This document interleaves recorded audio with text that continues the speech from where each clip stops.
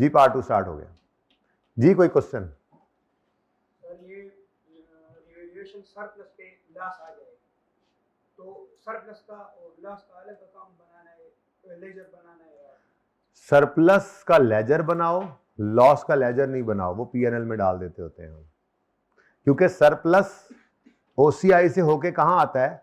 Chain equity में, यानी balance sheet का आइटम है, तो उसका क्लोजिंग बैलेंस होगा जो अगले साल ओपनिंग बनेगा, फिर क्लोजिंग होगा, फिर लेकिन पीएनएल के आइटम्स तो फॉर द ईयर होते हैं, इसलिए उनका लेजर बनाने की जरूरत नहीं है। तो लॉस का लेजर नहीं बनाते, लॉस उठा के पीएनएल में फेंक देते हैं। ठीक है, बनाना चाह रहे हो लेजर? लॉस का लेजर नहीं बनेगा, फिर प्रॉफिट और लॉस का लेजर बना लो, जो आप स्टेटमेंट फॉर्म में पीएनएल बनाने के आदी हो ना, उसका लेजर बना लो, वो बन सकता है, वो पीएनएल डेबिट होगा। ठीक है, फिर नहीं जरूरत बनाने की। चलें आगे। अच्छा, अब मेरे दिल में पता नहीं क्यों आ रहा है कि ये होमवर्क में दे दूं। ठीक है, छोटू सा सवाल है, तो नहीं, वो ईयर एंड 30 जून वाला है, प्लस देखते हैं आप क्या करते हैं इसके अंदर, क्योंकि आपको सिर्फ किस साल की एंट्रीज मांगी गई हैं। अच्छा सवाल है ना, ऐसा सवाल होता है पर्चे में। ठीक है, और इसके मार्क्स मैंने आपको दे दिए 3, तो इसकी आपको 5 मिनट में ये करना भी है। 5 मिनट तो बहुत ज्यादा है वैसे। ठीक है, बहरहाल 2 मार्क्स कर देता हूँ। हाँ, उम्मीद तो बड़ी है, उम्मीद पे दुनिया कायम है। ये सवाल हो गया तो फिर करवा दूंगा, नहीं हुआ तो फिर कल पे चला जाएगा, लेकिन फिर कल में उम्मीद है कि वो अब होने की तरफ जाएगा, क्योंकि फिर अब करने क्या है, पास पेपर्स ही करने हैं उसके बाद में। लेकिन हो सकता है ईयर एंड रिवैल्यूएशन पे चल पड़े तो फिर भूल जाएं। मैंने कहा था उस दिन कर लो, लेकिन बच्चों ने नहीं किया। भाई दोनों ही करने हैं भाई, मान की क्यों खैर है। 4 असल में करवाऊंगा, मेरे ख्याल में 20-25 मिनट चाहिए मुझे, तो मैं क्या करूं? कहा तो है करवाऊंगा, मर ना गया तो। रिक्वायरमेंट है जी, प्रिपेयर करो journal entries to record above transactions from the date of acquisition of plant to the year end 30 June 2000। शुक्र करो ये लिखा हुआ है, आपको कॉर्पोरेट रिपोर्टिंग में जाके पता लगेगा कि टैक्स की वजह से क्या होता है। मैंने बता दिया था वैसे आपको, 2 कॉलम और आगे ऐड होते हैं इसी वर्किंग में, तो पक्का करके पढ़ लो, ये यहां पढ़ा हुआ आगे काम आना है। अच्छा, अब मांगी तो उसने सिर्फ क्या है, लेकिन मैं फरमाइशी प्रोग्राम एक्सट्रैक्ट्स बनाऊंगा साथ, ठीक है, ताकि कन्फ्यूजन ना रहे। ओके, अच्छा, HTML परचेज्ड अ प्लांट, पौधा खरीदा इन्होंने फॉर 500 मिलियन ऑन यकम जुलाई 2010। चलो जून वाला सवाल भी करा दूं ना, होमवर्क में एक सवाल चला गया, और जून वाले सवाल भी आते हैं पर्चे में, हमारी रिवर्स में पहली दफा आ रहा है। ठीक है, the plant has an estimated useful life of 10 साल एंड नो रेजिडुअल वैल्यू। ठीक है, सही है। पूरी किताब में आई कैप के या किसी पास पेपर में, किसी प्रैक्टिस क्वेश्चन में, आई कैप की किताब में कहीं आज तक रिड्यूसिंग बैलेंस से एसेट डेफिसिट हो रहा और रीवैल्यू हो, ऐसा सवाल नहीं आया। लेकिन मैं आपको एक सवाल करा दूंगा एंड पे एहतियातन। वो एंड का मतलब टॉपिक का एंड भी हो सकता है, लेकिन ये टॉपिक इतना लंबा हो जाता है कि कुछ चीजें छोड़ के हम आगे अगले टॉपिक में चले जाते हैं, तो वो फिर सेशन का एंड भी हो सकता है, कर आखिरी दिन कर रहे होंगे, करेंगे जरूर, बट एहतियातन कराने वाली चीज है ना, क्योंकि रिड्यूसिंग बैलेंस से कभी भी ना किताब में उसने कोई सवाल दिया हुआ है ना कभी टेस्ट हुआ है, पर इतनी बड़ी चीज है कोई नहीं, हो सकता है, इसलिए एक सवाल छोटा सा कर लेंगे। ठीक है, अच्छा, अभी स्ट्रेट लाइन ही चलना है। HTML uses revaluation model for subsequent measurement of, अब ये ICAP का इस पास पेपर का सवाल है ना, ठीक है, तो ये प्रॉपर जैसे लिखी हुई चीजें होती हैं इस तरह से सारी, वो तो छोटे सवाल है। वो पहली बार जब मैंने क्लास में बच्चों को कराए थे ना, तो यूं थे, बेटा क्वेश्चन लिखो, purchase asset on this date for इतना, रीवैल्यूएशन हुई इस दिन और इतनी। ये वो सवाल हैं जो किसी जमाने में आज से 8-10 साल पहले इस तरह क्लास में डिक्टेट किए गए, और फिर उन्हीं को ही टाइप करके कॉन्सेप्ट बिल्डिंग क्वेश्चन हैं। ऐसे क्वेश्चन पर्चे में नहीं ना मिलते आपको। अब एक रीवैल्यूएशन वाला कोई सवाल था ही नहीं किसी पास पेपर में कहीं पे, तो वो खुद बनाने होते हैं, फिर 1 से 2, 2 से 3। लेकिन मैं बार बार कह रहा हूं कि ये जितने सवाल हैं, ये अब ये कुछ 75 के करीब क्वेश्चंस हैं, ये टोटल 74-75 है ये कॉन्सेप्ट बिल्डिंग क्वेश्चंस। लेकिन जब रिवीजन करने की बारी आएगी ना इस चैप्टर की, तो इन 75 सवालों में शायद कोई 5 सवाल निकल आए शायद ऐसे जो रिवीजन के लिए रेलेवेंट होंगे, वरना कोई सवाल दोबारा नहीं करना। इनके बगैर ये टॉपिक तैयार नहीं होता, लेकिन जब हो जाए तो इनको दोबारा करके टाइम वेस्ट नहीं करते, फिर पास पेपर्स करते हैं, क्योंकि पास पेपर्स में वही सारी इकट्ठी होकर चीजें आ रही होती हैं। ओके, तो इस पर टाइम लगता ज़रूर है, लेकिन उसका फ़ायदा बहुत है। पूरे FAR के अंदर आप मौजें करेंगे, वेव स्किल करेंगे। तो रीवैल्यूएशन मॉडल यूज़ करते हैं for subsequent measurement of PP, और अकाउंट फॉर करते हैं रीवैल्यूएशन ऑन नेट रिप्लेसमेंट। ये कौन सा मेथड है? वही जो हम कर रहे हैं। ये भी ICAP एक ही टेस्ट करता है आज तक। तो एक और मेथड है, वो हुआ नहीं टेस्ट, छोटू सा एक सवाल उसका भी करा दूंगा। ये सब एहतियातें हैं ऐसे हिफ्ज़ मा तकद्दुम के तौर पे, ठीक है, ज़रूरत नहीं होती इनकी, बहरहाल कर लेते हैं हम। फिर भी कुछ एक्स्ट्रा काम करने में हर्ज नहीं होना चाहिए। 2000 नंबर भी कहीं ऐसी चीज़ से आ जाए तो बंदे को बाद में दुख होता है। ओके, नेट रिप्लेसमेंट मेथड कौन सा है? यही जो हम कर रहे हैं, इसको एलिमिनेशन मेथड भी कहते हैं। मतलब जिसमें एक्यूमुलेटेड डेप्शन को रीवैल्यूएशन के दिन एलिमिनेट करके निल कर देते हैं, एसेट अकाउंट में फेंकते हैं और फिर एसेट को उठा के ले जाते हैं fair value, net replacement method. ठीक है, एक और है ग्रॉस रिप्लेसमेंट मेथड, वो एक सवाल कराऊंगा, वो भी एंड पे शायद नोट्स में मौजूद है, चूंकि इसलिए बच तो सकता नहीं, किताब के अंदर आ जाएगा। ये कॉन्सेप्ट बिल्डिंग क्वेश्चंस के अंदर ही ये दोनों सवाल, रिड्यूसिंग बैलेंस वाला और gross replacement. The details of revaluations performed by an independent firm of valuer are as follows। तो यकम जुलाई 10 से यकम जुलाई 11, एक साल बाद, तो एक साल बाद है और स्टार्ट ऑफ द ईयर है। 3 रिवैल्यूएशन आ गई आज, कुछ नहीं बदलेगा, बस सवाल तरतीब से करते जाएंगे। एक लाइन यहाँ लिखी होनी चाहिए थी जो कि नहीं लिखी हुई। इससे अच्छे सवालों में, पास पेपर्स के सवालों में मैं आपको अगर दिखाऊं तो, बल्कि दिखा ही देता हूँ।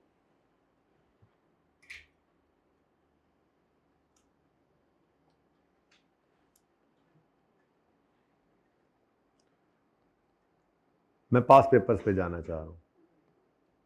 ये पिछली दफ़ा, वैसे तो भी किताब आज भेज दी है, लेकिन फिर भी अभी मैंने वो नहीं किया अपलोड इधर।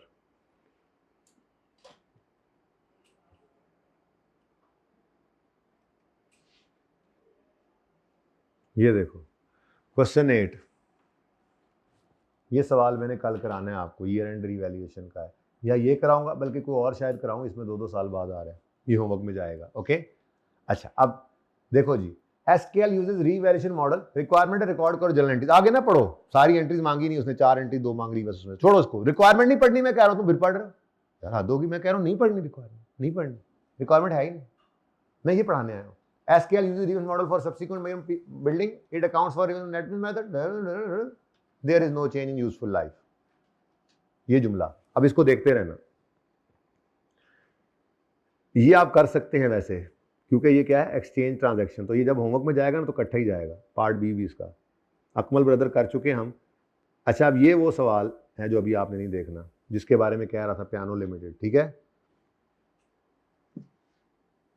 आगे नहीं जा रहा।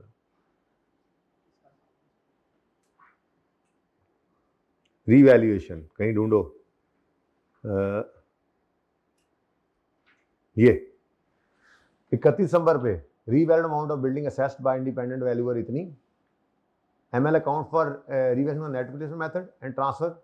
अच्छा, इसमें उसने नहीं लिखा होगा, कहीं पे नहीं भी लिखता, ना लिखा हो तो उसके अंदर असम्पशन यही है कि चेंज नहीं है। ठीक है, मसला तब है जब वो ये कह दे रिवैल्यूएशन के दिन चेंज है, वरना खामोश हो या लिख भी दे there is no change in useful life, का मतलब क्या है, ओरिजिनल लाइफ वही है और रिमेनिंग आपने निकालनी है। इसमें तो कॉस्ट मॉडल लगा रहा है। 13वां सवाल, वैसे ही जरा दिल कर रहा था दिखाऊं आपको, इसकी इंपॉर्टेंस दिखाऊं, इसमें भी उसने नहीं लिखा हुआ। बहरहाल नेट रिप्लेसमेंट मेथड यूज करते हैं, ट्रांसफर करते हैं maximum possible amount surplus to retained earning, ये पक्का लिखता है ऑन एन एनुअल बेसिस। ठीक है, कोई और सवाल दिखा दो यार, कोई और सवाल दिखा दो। लेकिन ये नजर आ रहा है, रीवैल्यूएशन हर जगह, हर जगह, हर सवाल में, ये जितने पास पेपर देख रहे हैं, revaluation is a must appear thing. TL use revaluation model. अब इसमें PPE है तो रीवैल्यूएशन होगा, नहीं है तो फिर नहीं होगा। यह आ गया जनाब, इसमें PPE है ही नहीं, मतलब थोड़ा सा है, मिक्स है।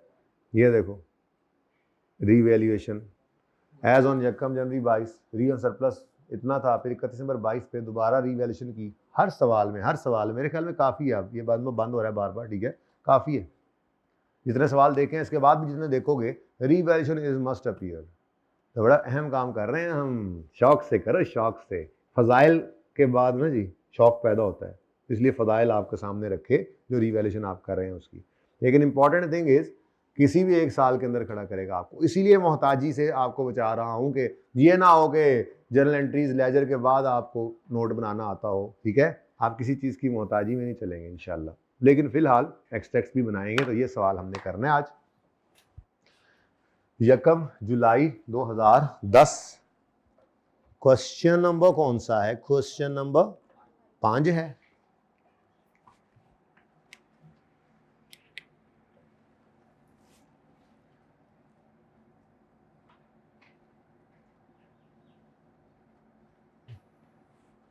वैसे अटेम्प्ट क्या है इसकी लिखी हुई है, पुराना सवाल है। ऑटम 2014। क्वेश्चन ये क्या? 5 पहले FAR 1 होता था किसी ज़माने में। उस वक्त इंट्रोडक्शन टू अकाउंटिंग भी कैफ में होता था। अकाउंटिंग बच्चे पढ़ते ही नहीं थे PRC में। PRC भी AFC होता था। ये उस वक्त का सवाल है, ठीक है ना। तो बेसिकली ये FAR का ही सवाल है, यूं समझ लो, ठीक है। वर्किंग 1, डेट, डिस्क्रिप्शन,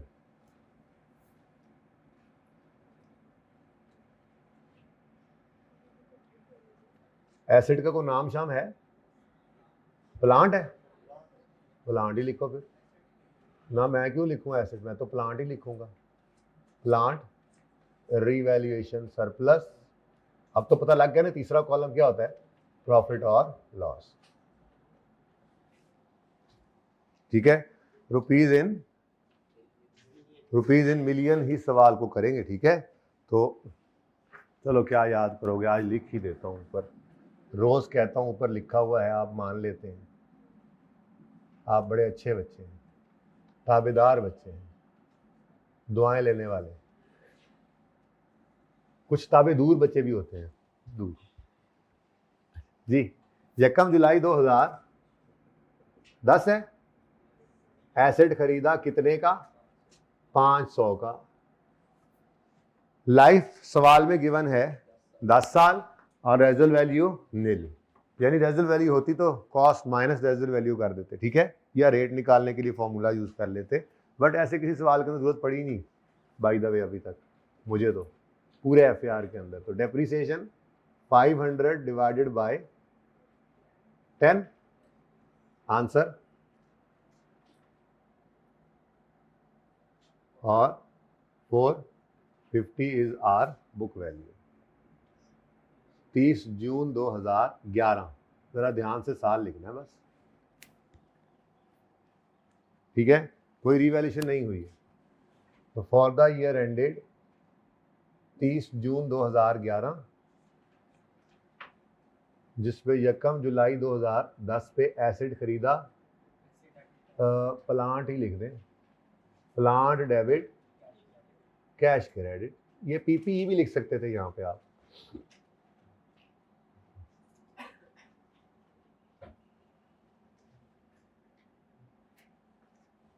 तीन एक्सट्रैक्ट्स बनाने हैं, तो ज़रा कंजूसी से करते हैं entries. 500 plant debit cash credit 500, और उसके बाद 30 जून 2011 पर depreciation expense debit accumulated depreciation credit 50।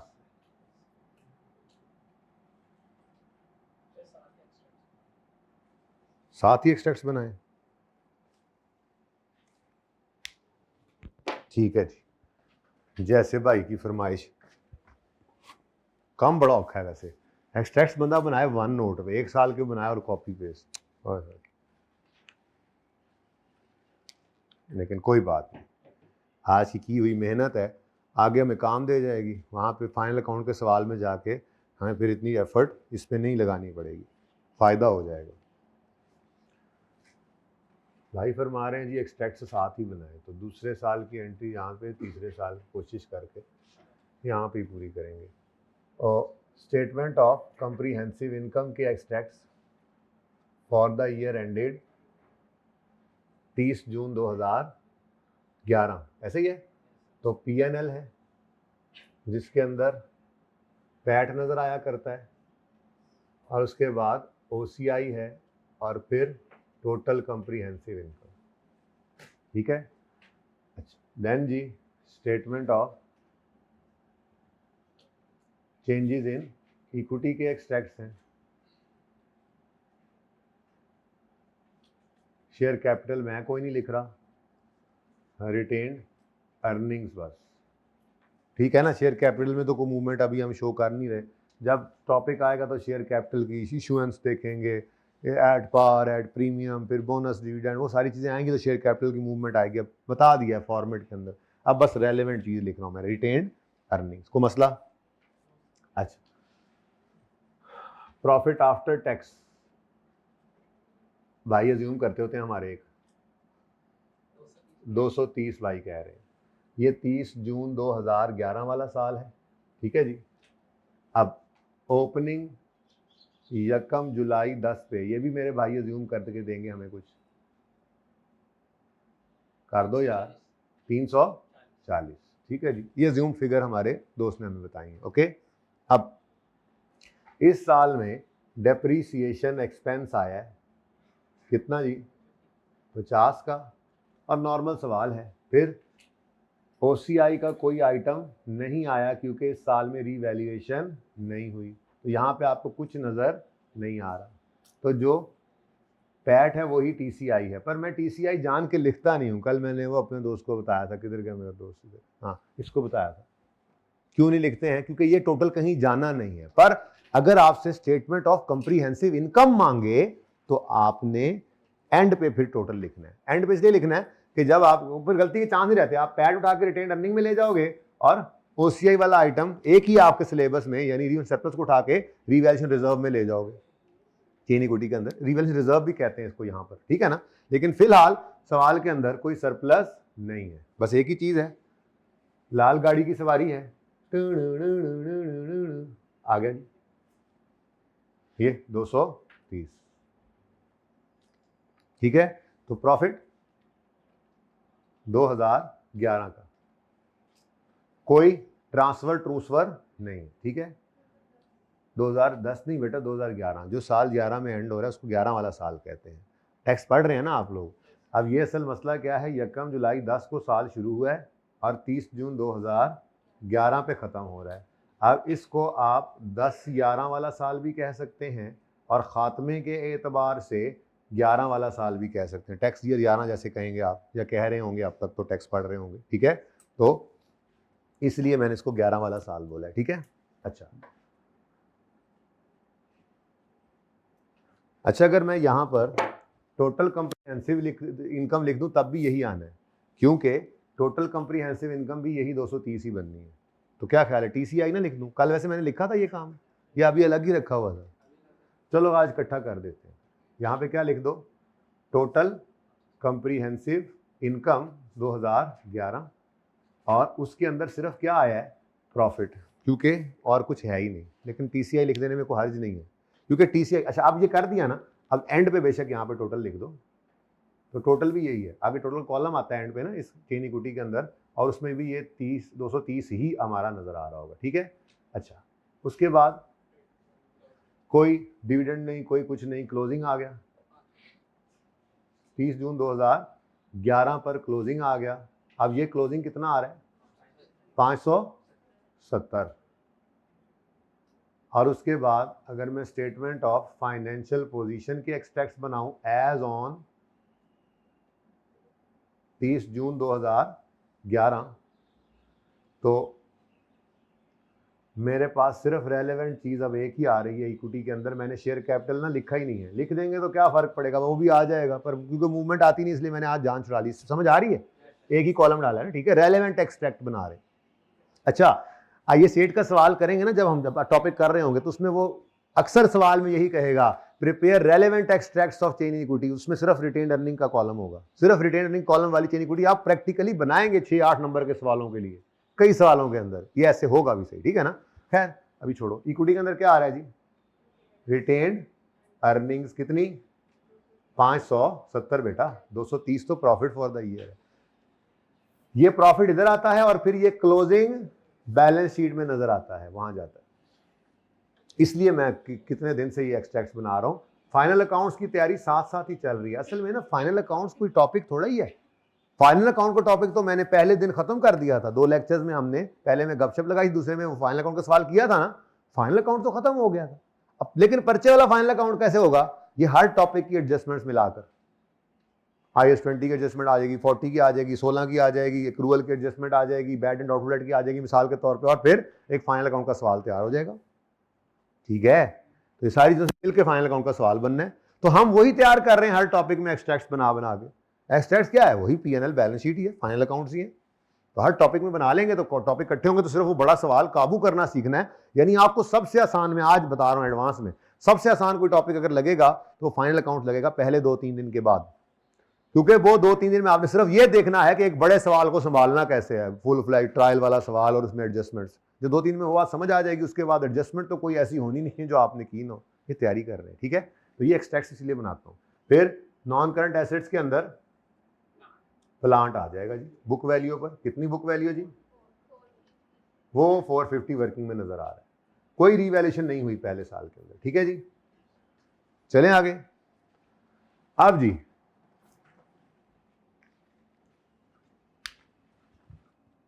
यकम जुलाई 2011, 30 जून 11 के बाद अगला दिन है, ये 12 वाला साल शुरू हो रहा है और साल के पहले ही दिन एसेट रीवैल्यू। ये बात समझ आई है, साल का पहला दिन वाली, असल में साल यूं चल रहे हैं ना आज हमारे, यकम जुलाई 2010, 30 जून 2011, ये पहला साल एंड हुआ।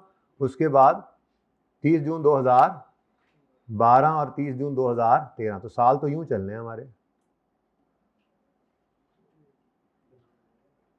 अब यकम जुलाई 10 से 30 जून 11 तक पहला साल था, 30 जून 11 से अगला दिन यकम जुलाई 11, तो वो 12 वाला साल शुरू हो जाता है, 30 जून 12 तक चलेगा। फिर यकम जुलाई 12 से 13 वाला साल शुरू हो जाता है, तो इनको खात्मे के, ये 10-11, ये 11-12, ये 12-13 है असल में तो, लेकिन इनको खात्मे के एतबार से बोल सकते हैं, पहले साल को 11 वाला, दूसरे साल को 12 वाला, तीसरे साल को 13 वाला। ठीक है, लेकिन हमारा सवाल जो जा रहा है वो मेरे ख्याल में ऐसे चौथे साल तक जा रहा है, सही है। तो 30 जून 13 से अगला दिन है यकम जुलाई 13, ये आखिरी साल ये, और 30 जून 14 पे ये खत्म होना है।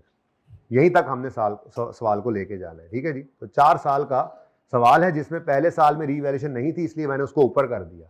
अब अगले 3 साल में 3 रीवैल्यूएशन हैं, तो मैं उसी तरह से आमने सामने करूंगा ताकि वो ट्रेंड दिमाग के अंदर जो बना हुआ है वो और पक्का हो जाए, और 3 रिवैल्यूएशन के बाद कहानी भी खत्म हो जाए। पॉसिबल जो 3 चीजें हो सकती हैं। ठीक है, तो फिर यकम जुलाई 2011 पर रीवैल्यूएशन हो रही है, तो क्या करोगे, एक लाइन खाली छोड़ोगे, रीवैल्यूड अमाउंट लिख लोगे जी। कितनी, 575, तो 450 से 575 पे एसिड को लेके जाना है भाई। ये नजर आ रहा है एंड वाले भाई, बताना इधर से आप एंड वाले भाई जी। 125 प्लस है तो रीवैल्यूएशन सरप्लस आ गया, और ऊपर कोई लॉस नहीं था तो सारे का सारा सरप्लस P&L में चला गया। अच्छा, अब साल टू साल एंट्रीज करते हैं, ठीक है ना, बहुत हो गया। अब रीवैल्यूएशन पे अलग करके फिर डेप्रिसिएशन करते हैं, अब थोड़ा सा बढ़े आगे ना। अब यहां तक आप पहुंच जाएंगे कि अगर वो आपसे इतने साल की एंट्रीज मांगे तो आप पहले सारी वर्किंग करके फिर एक ही दफा एंट्रीज भी कर सकते हैं। इस तेजी में आ जाएंगे आप। अब तोड़ तोड़ के क्या करना है, ठीक है, एक साल तो कम से कम पूरा करें। अब क्या करें जी, तो डेप्रिसिएशन के लिए मैं जान के लाइफ नहीं लिखता ताकि कहीं आप गड़बड़ ना कर दें। अब 575 रीवैल्यूड अमाउंट है और रिमेनिंग लाइफ निकालनी है यकम जुलाई 11 पे खड़े होके। तो यकम जुलाई 10 को एसेट आया था, तो यकम जुलाई 11 तक कितने साल गुजर गए, 1 साल ही गुजरा है। तो फिर रिमेनिंग लाइफ 9, पंजाबी वाली 9 नहीं, 9, तो हशर के साथ ही फरमाइए नशर। ठीक है, क्योंकि आम हालात की निस्बत डेप्रिसिएशन ज्यादा आनी है। अपवर्ड रीवैल्यूएशन जो है, इसलिए transfer of incremental depreciation to retained earning की एंट्री भी आएगी, तो वो फिगर साथ ही निकल आती है। अब थोड़े आप एक्सपर्ट हो गए हैं रीवैल्यूएशन में, थोड़े बहुत। 64 बुक वैल्यू बताओ, 511 111 बुक वैल्यू आ गई, बुक वैल्यू आ गई 30 जून 2012। कलर डिफरेंट कर देता तो मैं कि ये अलग अलग आपको साल की एंट्रीज ज़रा देखने में आसानी हो जाती है। ठीक है जी। अच्छा अब जी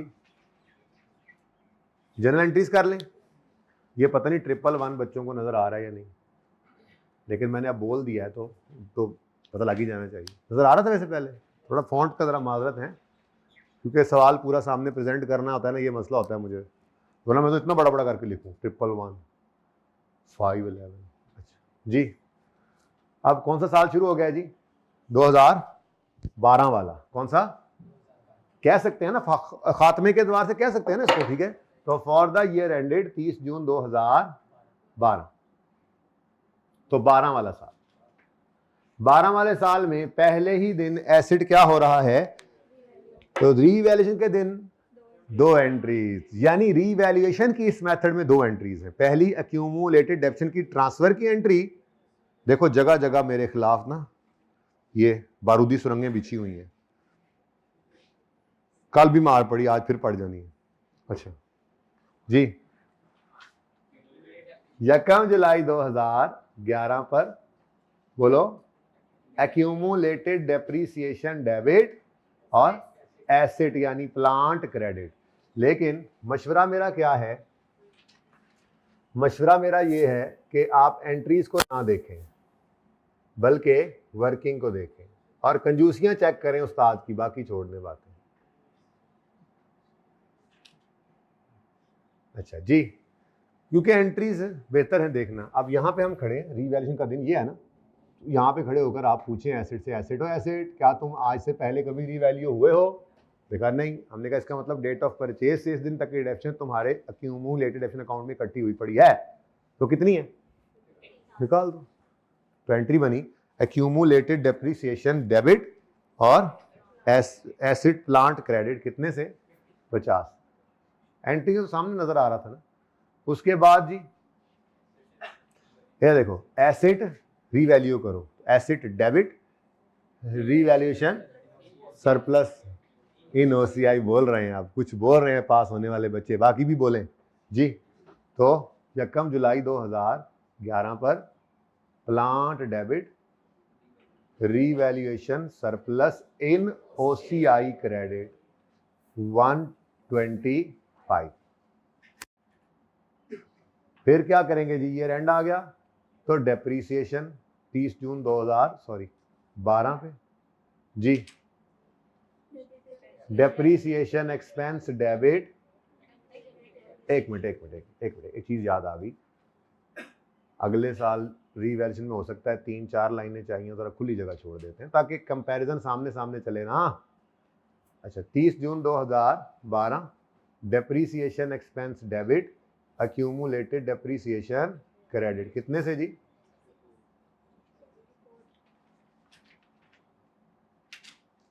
64 से। और 14 की एंट्री होगी या नहीं होगी?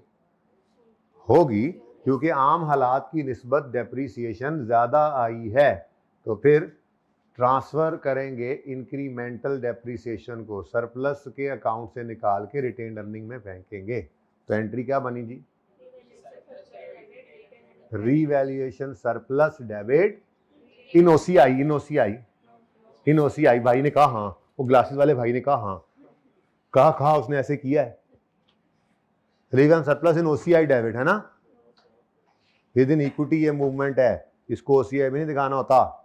कल लिखवाया है, क्या लिखवाया था? रीवैल्यूएशन के दिन अगर सरप्लस के कॉलम में कोई मूवमेंट आए तो वो ओसीआई में प्रेजेंट होनी है। ये रीवैल्यूएशन का दिन नहीं है, रीवैल्यूएशन 1 जुलाई 12 को हुई थी, 11 को हुई थी। अब हम खड़े हैं 30 जून 2012 पे। तो ये इंक्रीमेंटल डेप्शन की ट्रांसफर है रिटेन्ड अर्निंग्स में रीवैल्यूएशन सरप्लस से, ये विद इन इक्विटी मूवमेंट है।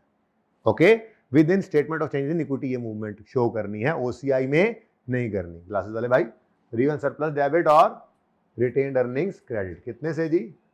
14 से। लो जी, एंट्रीज हुई मुकम्मल। कॉर्पोरेट रिपोर्टिंग में इसके आगे भी 2 एंट्रीज होंगी, करंट टैक्स और डेफर्ड टैक्स। मैं वैसे क्या बता दूं, 2 कॉलम भी ऐड होंगे। सही से पढ़ लो वरना आगे भी मारे जाओगे, और इधर सही पढ़ लियो तो आगे भी मौजे मारोगे जी। हाँ जी, अब ये जनाब आपका 30 जून 2012 वाला साल खत्म हो गया।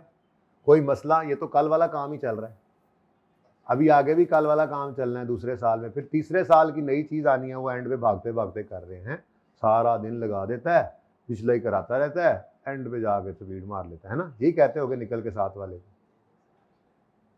अच्छा जी, अब पहले वर्किंग फिर एंट्रीज, तो पूरे पूरे साल की करनी है, जल्दी से कर दो जरा पहले आप एंट्री, चलो जरा बिस्मिल्लाह करो, अब चलो आगे चलो, जरा जल्दी करो, 1 मिनट है, वर्किंग करो, अगले एक साल की एंट्रीज भी करो, मेरे जैसे भी होंगे बैठे, उनको तो करने दो, कर लिए हैं, मेरे जैसे कहाँ जाएं, छोड़ जाएं दुनिया। या सीए भाई एवरेज बच्चे कर लेते हैं, मेरे जैसे एवरेज बंदे ने कर लिए तो बिल्कुल आम बच्चा कर सकता है, बस आप चाहते ही नहीं है कि करें, जिस दिन आपने चाह लिया तो इंशाल्लाह आप कर लेंगे। इंसान के इरादे में अल्लाह ने बड़ी कुव्वत रखी है। और पढ़ना कितना पड़ता है, बहुत पढ़ना पड़ता है सर सीए में, है ना, बिल्कुल भी नहीं, रोजाना कितने घंटे पढ़ना है, पेपर इंटू 1 आवर कम से कम, और मैक्सिमम सवा आवर, बाकी मैंने 9 से 11 घंटे दिए थे आप लोगों को, आपके लिए सोने खाने पीने खेलने कूदने के। नॉर्मल इंसान रहे, नॉर्मल इंसान ही सीए करते हैं, अब नॉर्मल नहीं करते, अब नॉर्मल लोग नहीं करते, नॉर्मल करते, ठीक है, कर लोगे ना इंशाल्लाह, नॉर्मल हो ना आप लोग तो, चलो जल्दी करो फिर, मैं जरा लाइनें खेल लूँ, तो जल्दी कर लो आप, जगह ही बहुत कम है यार, यहाँ कैसे एंट्रीज पूरी करूंगा, इस 50 को थोड़ा और अंदर घुसा दो, मैं अपने काम में लगा हुआ हूँ, आप मैं इंच की लड़ाई कर रहा हूँ, जोग्राफियाई सरहदों की इंच हिफाजत हो रही है, शायद अब आ जाए पूरी एंट्रीज।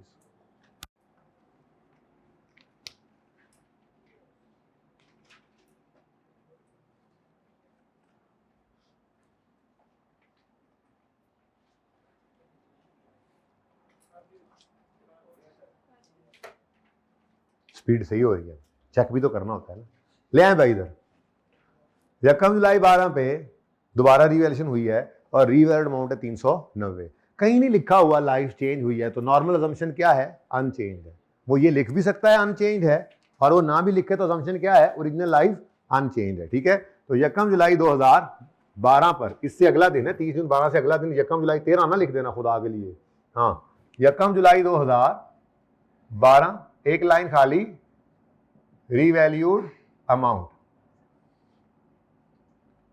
अब कितनी है जी रीवैल्यूड अमाउंट, 390, तो यहां पे हमने लिखा जी 390, सवारी 90 स्पीड 390। अब जी 511 से, एंड वाले के लिए 3 को दोबारा लिखता हूं, 511 से एसिड को 390 पे लाना है, तो बढ़ाना है या कम करना है, कितना, 121, ठीक है, ये क्या आ गया, रीवैल्यूएशन लॉस, ठीक है। अब लॉस आया है और प्रीवियसली कोई सरप्लस एग्जिस्ट करता है, तो पहले ये लॉस उसको रिवर्स करेगा और फिर बाकी सरप्लस में, और बाकी लॉस पीएनएल में जाएगा, ठीक है, और अगर ऐसा नहीं है तो सारा पीएनएल में चला जाएगा। तो हमारे इस सवाल के अंदर सरप्लस एग्जिस्ट करता है तो पहले उसको खा जाएगा, ये खाजा साई है ये, और 10 रुपीज़ का लॉस कहाँ चला जाएगा, इसकी एंट्री आती है आपको, लेकिन मैंने आपको कहा है साल पूरे की वर्किंग करके एंट्रीज करें, ठीक है।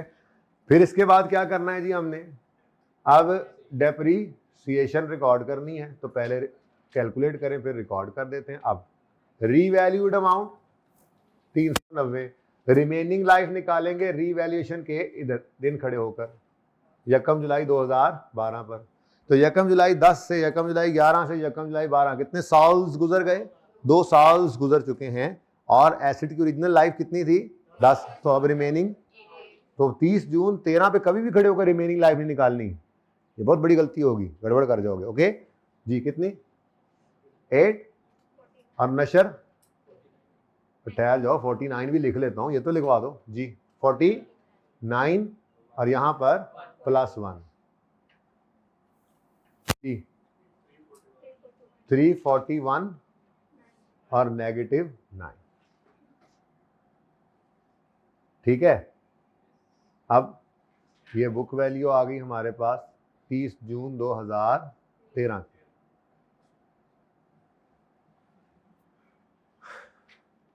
ठीक है, अब जर्नल एंट्रीज की बात करें तो रीवैल्यूएशन के दिन दो जर्नल एंट्रीज हैं, transfer of accumulated depreciation to retain to asset account और दूसरी सरप्लस या लॉस की रिकॉर्डिंग।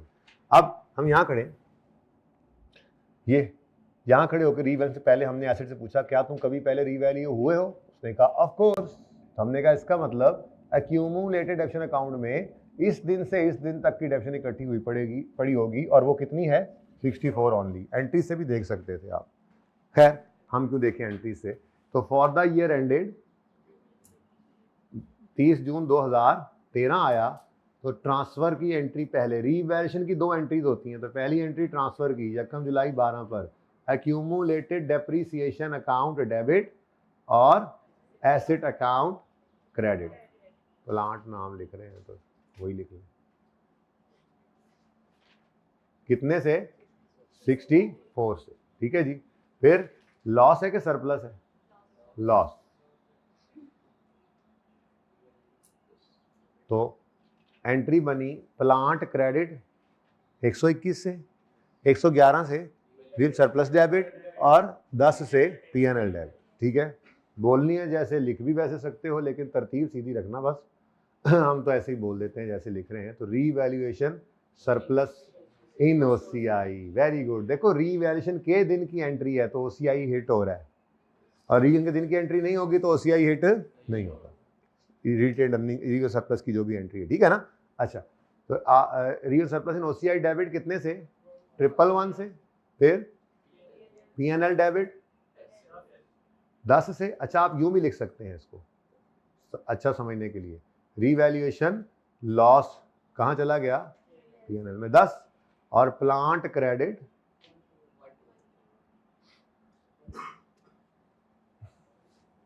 ठीक है। फिर ईयर एंड पर डेप्रीसिएशन की एंट्री आई,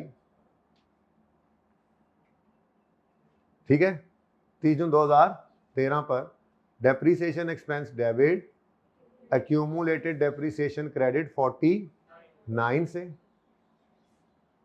और फिर +1 की एंट्री नहीं होगी।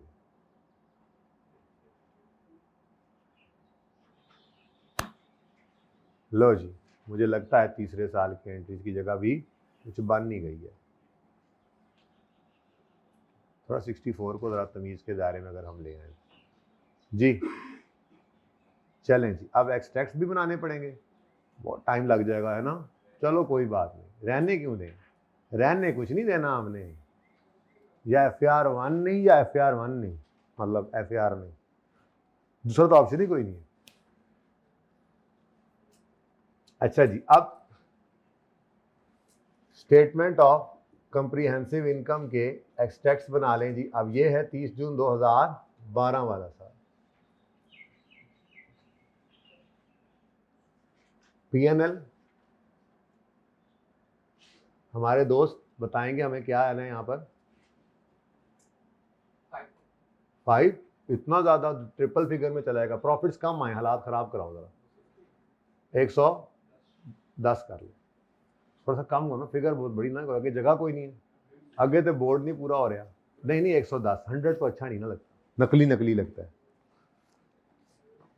अच्छा, उसके बाद OCI और फिर टोटल कंप्रीहेंसिव इनकम आ जाएगी। ठीक है जी, then statement of changes in equity के एक्सट्रैक्ट्स, और अब एक नया कॉलम भी आ रहा है, ठीक है, ये सरप्लस का आ जाना है ना, आया है। अब ओपनिंग अज्यूम नहीं कर लेना आपने, उसकी वजह ये है ये क्लोजिंग ओपनिंग बनना है 570 और यहाँ पे 0 है। ठीक है, उसके बाद तीसरी चीज़ हमारी बनेगी बैलेंस शीट, जिसके अंदर ये क्लोजिंग बैलेंसेज उठकर चले जाए। तो बैलेंस शीट में क्लोजिंग बैलेंसेज जाते हैं, सही है। तो स्टेटमेंट ऑफ फाइनेंशियल पोजीशन के एक्सट्रैक्ट्स 30 जून 2012 वाले साल के एज ऑन 30 जून 12 ये बैलेंस शीट बनेगी हमारी। इसमें इक्विटी आ जाएगा और ऐसे। अब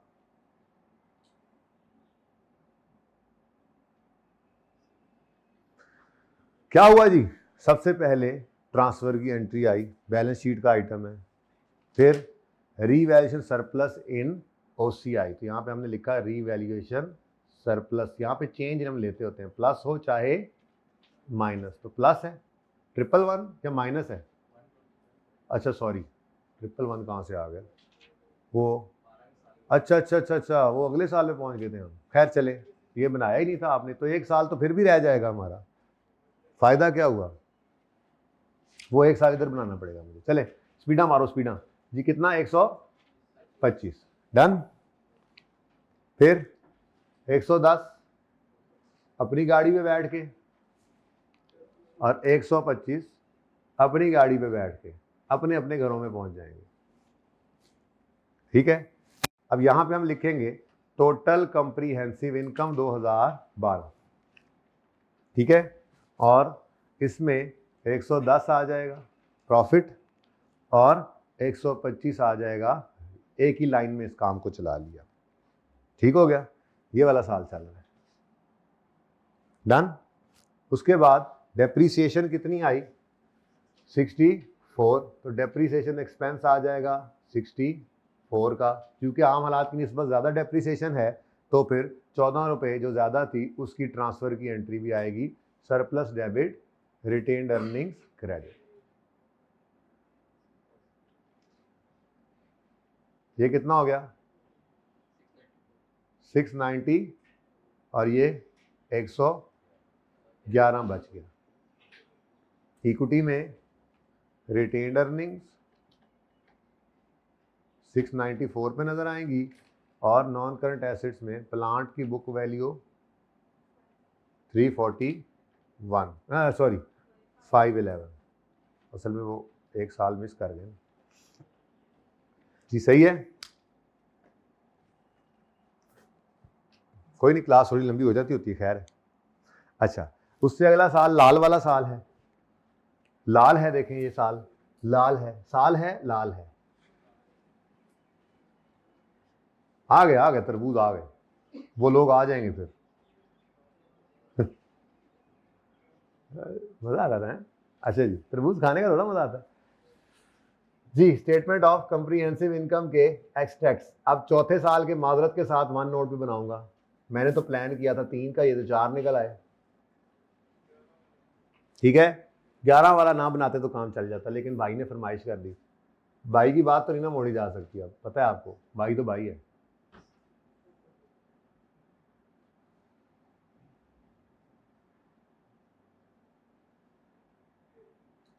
अच्छा, वैसे बाय द वे यहाँ पे टोटल अब कर सकते हैं आप एंड पे, मैंने किया नहीं क्योंकि वो टोटल कहीं जाता नहीं है ना। ओके, तो बल्कि क्या जगह थोड़ी भी हो पड़ी। अब OCI यहाँ पे आ जाएगा जी।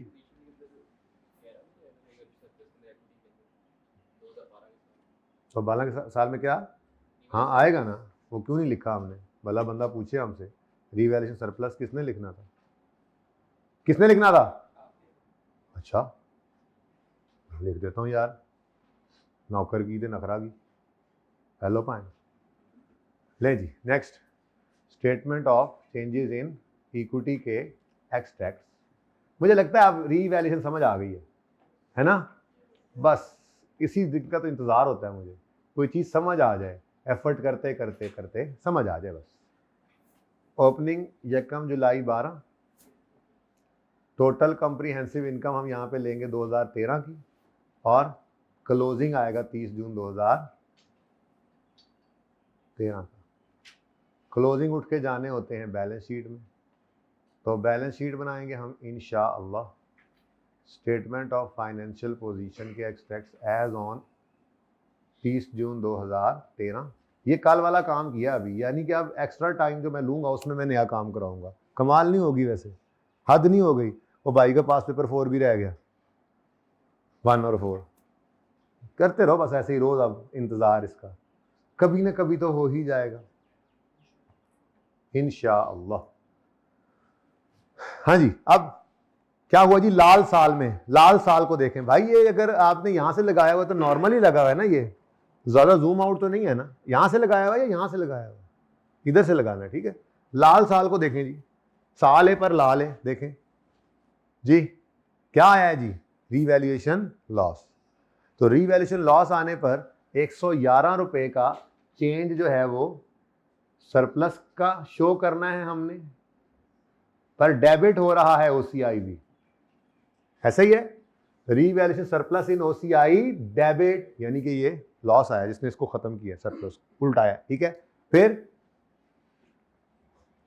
पीएनएल में रीवैल्यूएशन लॉस, पीएनएल में रीवैल्यूएशन लॉस डेबिट कितने से, 10 से, 10 से, ये भी लॉस आ गया। फिर डेप्रीसिएशन उसके बाद आई कितनी, 49। तो चूंकि दोनों चीजें एक ही जगह आ गई, डेप्रिसिएशन का इंपैक्ट भी और उसकी वजह भी, तो इसलिए दूसरी एंट्री नहीं। और यार प्रॉफिट नहीं अज्यूम कर, यार क्या 96 भाई ने कह दिया, लॉस आ गया ना भाई ने का, लॉस आया 96 कर दे। अच्छा अब बढ़ाओ जी, इन्होंने अपनी अपनी गड्डियां थे, ले जाओ इन्हों अस्पताल, और इसको दफ्तर, उधर से भी चिड़िया ने भी आवाज दी है बाहर से। अच्छा अब देखो बच्चों, ओपनिंग बाद में लिख लेंगे, देखो ओपनिंग लिखने की भी जरूरत नहीं थी, मैं एक्सटेक्स में नाम ही लिखता था। ये देखो यहाँ पे क्या आएगा 96, और यहाँ पे क्या आ गया 111। तो पहले वाला काम दोबारा करने से अगला भी तैयार ही हो रहा होता है, परेशान नहीं होते, ठीक है। अब क्लोजिंग बैलेंस 694 था, 694, और ये कितना था, सॉरी 111, ऐसा ही है। तो ये 111 जो था ये नहीं है, अब वो नहीं रहे, 111 नहीं रहे, जाने वाले को कौन रोक सकता है जी। अब जब है ही नहीं तो ट्रांसफर क्या करना है, ठीक है, इसलिए वो एंट्री भी नहीं पड़ रही होती। तो क्लोजिंग 790 और 0, रिटेन्ड अर्निंग्स में 790, सरप्लस बचा ही कोई नहीं। प्लांट की बुक वैल्यू है 341। ले जी, कल तक का काम रिवाइज हो गया, पक्का तो हो गया ना। चलो अब नया काम, नया काम क्या होना है यार, रिवैल्यूएशन आपको आती है, अब नया काम कुछ नहीं हो सकता, सॉरी जज्बाती हो गया था। आओ जी, यकम जुलाई 2013 पर 300 तुस्सी पे ले जाओ एसेट को, 300 तुस्सी पे। तो क्या करोगे जी, यकम जुलाई 13 पर एक लाइन खाली छोड़ी, रीवैल्यूड अमाउंट लिखी 380। तो वाह वाह सुभान अल्लाह, कभी खुशियां आ रही हैं कभी गम आ रहे हैं, तो खुशियां आ गई, एसेट बढ़ रहा है, हाँ बोलो 39। तो रीवैल्यूएशन सरप्लस आ गया जी। अब ये लॉस पे लॉस भी आ सकता है, सरप्लस पे सरप्लस भी आ सकता है, ठीक है, पहले लॉस फिर सरप्लस, पहले सरप्लस फिर लॉस भी आ सकता है, जो मर्जी होता रहे, असूल नहीं बदलने। अब आ गया सरप्लस, सरप्लस जब भी आएगा उसने देखना है कोई लॉस तो नहीं पड़ा हुआ, अगर पड़ा है तो पहले उसको उल्टाना है, और बाकी अब लॉस कितना पड़ा है इसको उल्टा दें, ये क्या हो गया 0, बाकी 30 सरप्लस आ गया, ये ओसीआई में चला जाएगा और वहां से होता हुआ स्टेटमेंट ऑफ इक्विटी के अंदर, ठीक है। अभी एंट्रीज भी करते हैं, फिर उसके बाद क्या करोगे, वही कहानी यार, थक गए यार, अब हम बस करें, अब रीवैल्यूएशन होगी खत्म, कल कुछ नया लाएं, ईयर एंड पर रीवैल्यूएशन को लाएं, ये क्या होता है, बस एक ही काम करी जा रहे हैं। आगे कैफियत हो रही है ना पैदा थोड़ी थोड़ी, तो इसका मतलब ये तैयार हो गया है ईयर स्टार्ट वाला, बल्कि रीवैल्यूएशन ही तैयार हो गया। तो 380 या तुसी यकम जुलाई 13 पर 10 से 11 12 13 कितने साल गुजर गए, 3, 10 में से 3 गए, बाकी नशर करो, आंसर बताओ 54 और 4 जी 326। लो जी, अल्लाह अल्लाह करके सवाल मुक गया जी।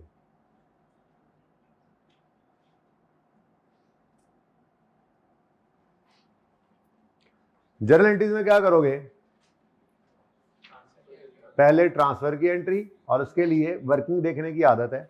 तो इस दिन खड़े होकर आपने कहा एसेट तुम कभी पहले रीवैल्यू, उसने कहा हाँ इस दिन हुआ था, तो हमने कहा फिर इन दोनों डेट्स के दरमियान सिर्फ 49 की डेप्रिसिएशन है।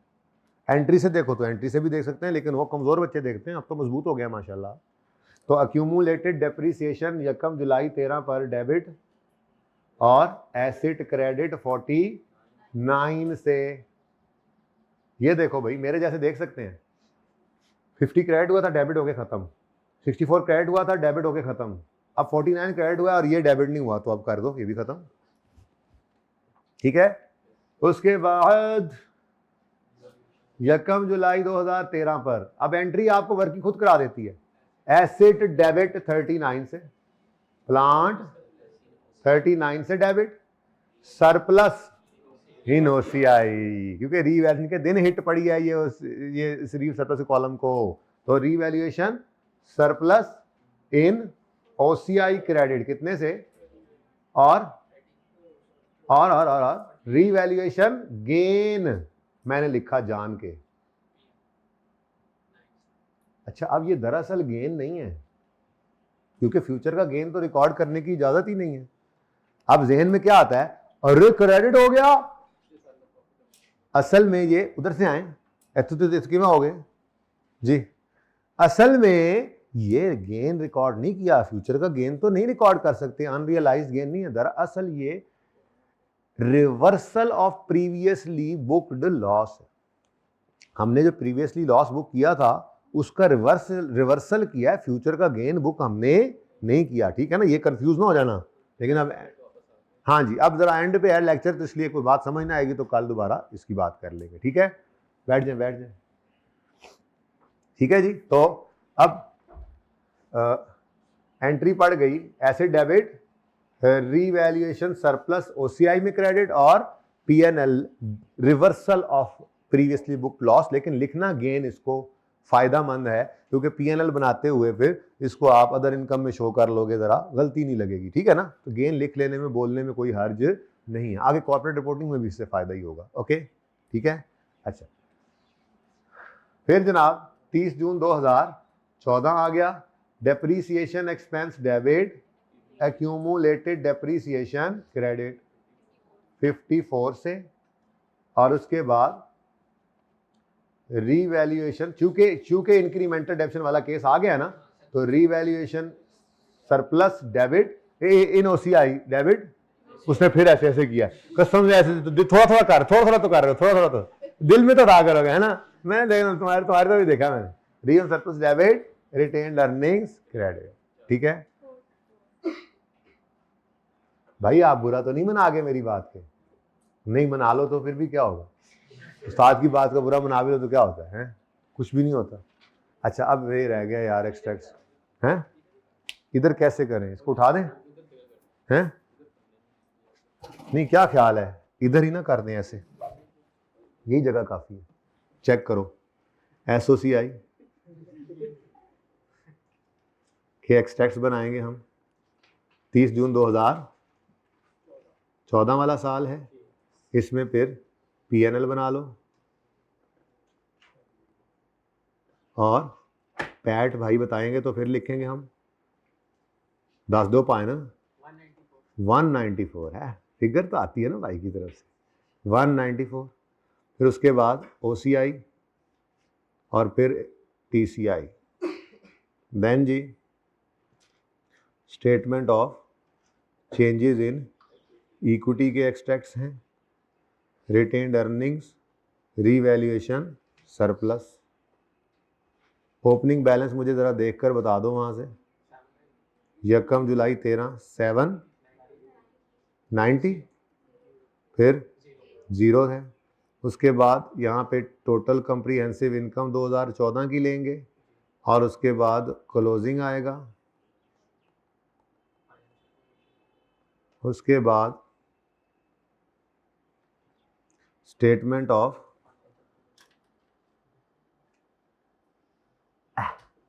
कैसा, अभी भी मैच नहीं हुआ थोड़ा, अब ठीक है।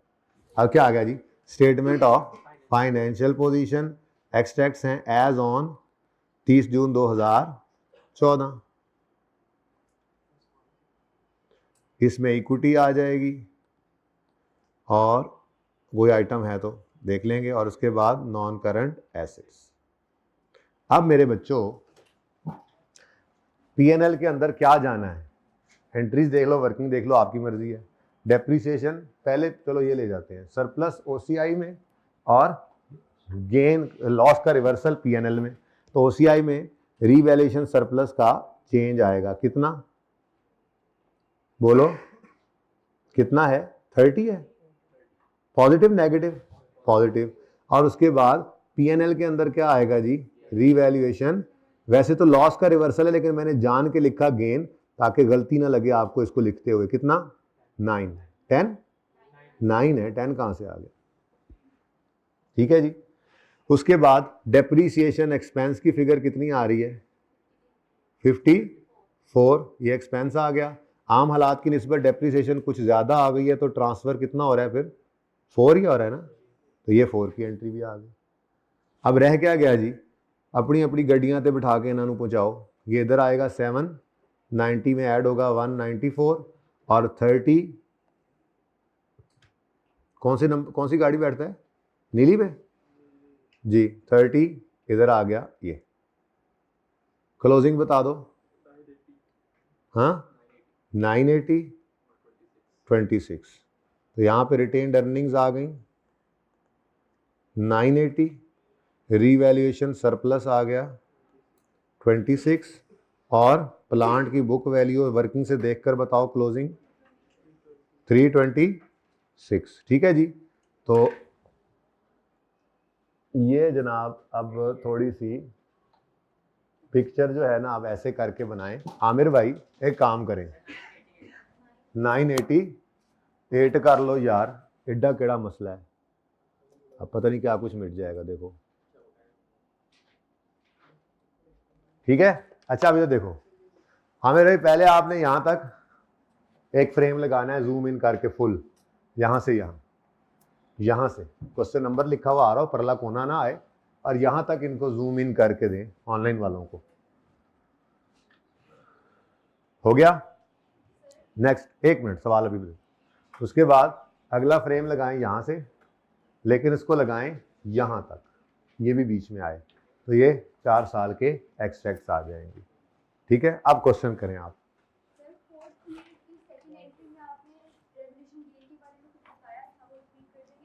कौन सी, ये इसके बारे में मैंने बोला है कि दरअसल ये रीवैल्यूएशन लॉस का रिवर्सल है, प्रीवियसली बुक्ड लॉस का रिवर्सल है, क्योंकि रीवैल्यूएशन गेन तो अनरियलाइज्ड गेन होता है, उसको तो पीएनएल में रिकॉर्ड करने की इजाज़त ही नहीं है। तो घर जाके ये ना सोच में आए कि कहीं हमने गेन तो नहीं रिकॉर्ड कर दिया फ्यूचर का, तो हमने गेन रिकॉर्ड नहीं किया, हमने प्रीवियसली बुक्ड लॉस को रिवर्स किया। वैसे ही की है, मतलब कैसे आप, मतलब प्लांट डेबिट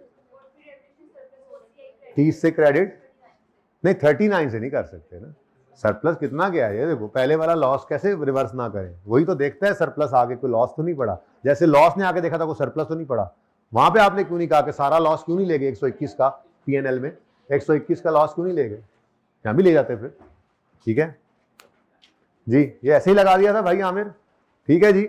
अब वो पिछले दोनों सवाल आपके होमवर्क में हैं, 59 और 58, ठीक है। अल्लाह हाफिज।